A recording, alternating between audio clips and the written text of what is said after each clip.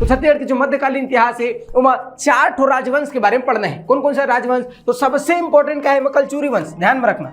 सबसे इंपॉर्टेंट क्या है? कलचुरी वंश। कहाँ? तो बोले रतनपुर के कलचुरी वंश और रायपुर के कलचुरी वंश। तो कलचुरी वंश के 2 ठो शाखा से एला सुरता रखना है। ठीक है, अब इखर से बहुत सारा प्रश्न पूछते। अगर छत्तीसगढ़ से प्रश्न आते, इतिहास से प्रश्न आते तो कलचुरी पूछ बच करी, कोई उखर में ऑप्शन ही नहीं है। कलचुरी पूछना ही पूछना है। काबर? छत्तीसगढ़ के सबसे बड़े और सबसे लंबा सर्वाधिक अवधि तक शासन करने वाला राजवंश कौन सा? कलचुरी वंश। बनी नहीं बनी संगवारी?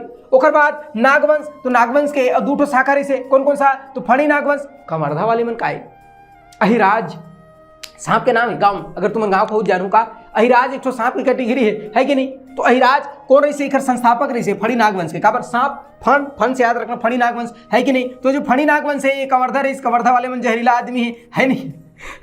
ऐसे नहीं जी मऊ कवर्धा की अच्छी बात है। कवर्धा मन भैया, कवर्धा देखे नहीं 15 साल से मुख्यमंत्री रही, सभी उप मुख्यमंत्री। कवर्धा का आदमी को अंडरस्टेटमेंट नहीं करना।